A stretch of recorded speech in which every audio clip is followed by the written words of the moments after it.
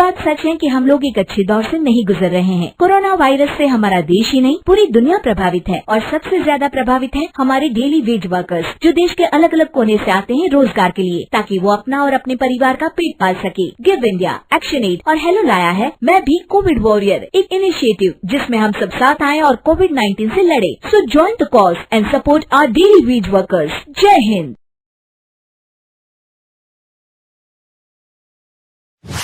रजनी को बचपन से ही पेंटिंग का बहुत शौक था। वो हमेशा से ही पेंटर बनना चाहती थी, पर उसके माँ और पिताजी ने उसको कभी भी इस चीज के लिए सपोर्ट नहीं किया और उसकी शादी नीरव से हो गई। नीरव रजनी को बहुत प्यार करता था, पर रजनी हमेशा चुपचाप ही रहती। वो इस शादी से खुश नहीं थी। वो ये शादी नहीं करना चाहती थी। उसे तो हमेशा से पेंटर जो बनना था। अपने इस सपने को वो नहीं पूरा कर पाई, इसलिए वो हमेशा उदास रहती थी। रजनी, बहुत ही बढ़िया फिल्म लगी है, कल देखने चले? नहीं जी, कल मुझे बहुत काम है, मैं नहीं जा पाऊंगी। अच्छा तो कोई बात नहीं, संडे को चलते हैं। देखिए, मुझे फिल्म देखना पसंद नहीं है। आपको जाना है तो चले जाइए। नीरव को मना करके रजनी वहां से चली जाती है और अपने बैग को खोलकर उसमें बंद पड़े ब्रश और कलर्स को देखकर रोने लगती है। रजनी, चलो ना कहीं बाहर खाने चलते हैं, कुछ तुम्हारी पसंद का। जी, मुझे नहीं जाना, मेरी तबीयत ठीक नहीं है। रजनी वहां से चली जाती है। नीरव को समझ नहीं आता कि रजनी उससे इतना दूर क्यों रहती है।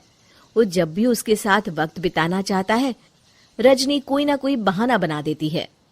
एक दिन घर पर कोई नहीं था। रजनी घर का सारा काम जल्दी से खत्म कर लेती है। घर पर अकेले होने के कारण वो सोचती है कि वो आज पेंटिंग करेगी। वो अपने कमरे में जाकर पेंट ब्रशेस और कलर्स निकालकर जैसे ही कलर मिक्स कर रही होती है कि दरवाजे पर बेल बज जाती है। अब कौन आ गया इस वक्त? इतनी मुश्किल से तो मुझे पेंट करने का मौका मिला है। रजनी दरवाजा खोलती है तो उसकी सास अपनी सहेलियों के साथ खड़ी होती है और सब घर के अंदर आ जाते हैं। अरे बहू, सबको शरबत बनाकर पिला दे, बाहर तो बड़ी गर्मी है। उफ। जी। रजनी पेंट ना कर पाने से उदास हो जाती है। उसे गुस्सा भी आ रहा होता है कि उसने इस शादी के लिए हाँ क्यों कह दी। वो रसोई में जा रही होती है कि उसकी सास उसे रोकती है। बहू, सबके खाने का भी इंतजाम कर लेना, आज का लंच तो ये सब यहीं करेगी। हाँ। रजनी बिना कुछ कहे रसोई में चली जाती है। सबके लिए खाना बनाती है। सब खाना खाते हैं और रजनी घड़ी देखती है कि ये सब कब जाएंगे ताकि वो अपनी पेंटिंग कर सके। जब शाम होती है तब सब चले जाते हैं अपने घर। अरे बहू, सब तेरे खाने की तो बहुत तारीफ कर रहे थे, सबको बहुत अच्छा लगा खाना। आपको मुझे सुबह बताना चाहिए था ना कि आपकी सहेलियां आ रही हैं। पता भी है कितना वक्त लगा सारा खाना बनाने में। अरे बहू, तू ऐसे कैसे बात कर रही है मुझसे? तो और कैसे बात करूं? मैं इस घर की कोई नौकरानी नहीं हूं कि इतना काम करूंगी।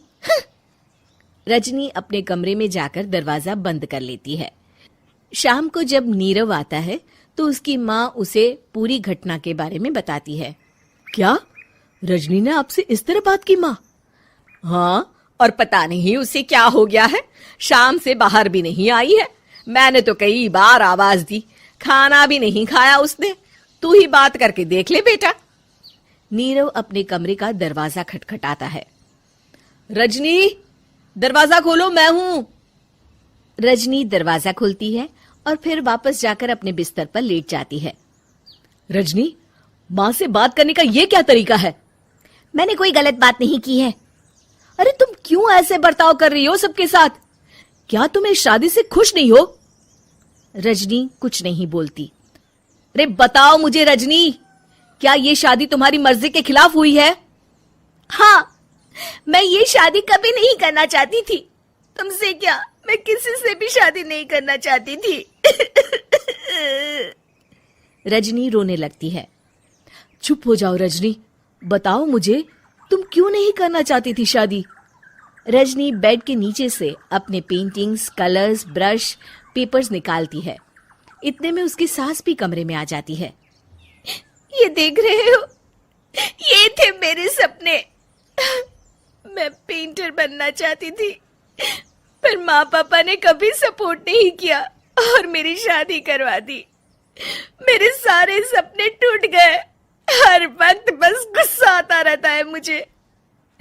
मैं जानती हूँ कि आप लोगों की इसमें कोई गलती नहीं है, पर मैं क्या करूँ, मुझे समझ में नहीं आता।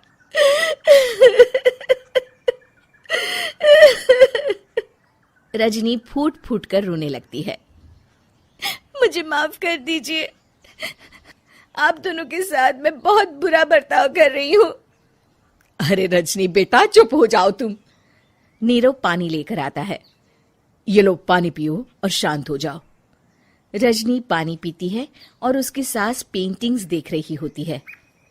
अरे नीरव, हमें तो पता ही नहीं था कि हमारी बहू कलाकार है। अरे कितनी अच्छी पेंटिंग्स बनाई है, देखो तो। ये वाली तो मैं अपने कमरे में ले जाऊंगी। आपको ये पेंटिंग्स अच्छी लगी? अच्छी नहीं, बहुत अच्छी लगी। और तुमने हमें बताया क्यों नहीं? तुम जब चाहे पेंटिंग कर सकती हो रजनी। हम तुम्हारे सपनों को पूरा करने में तुम्हारा पूरा साथ देंगे। हाँ बेटा, हम कला की कद्र करते हैं। हम कलाकार तो नहीं, पर मुझे गर्व है कि मेरी बहू एक कलाकार है। रजनी, नीरव और सास तीनों हंस पड़ते हैं।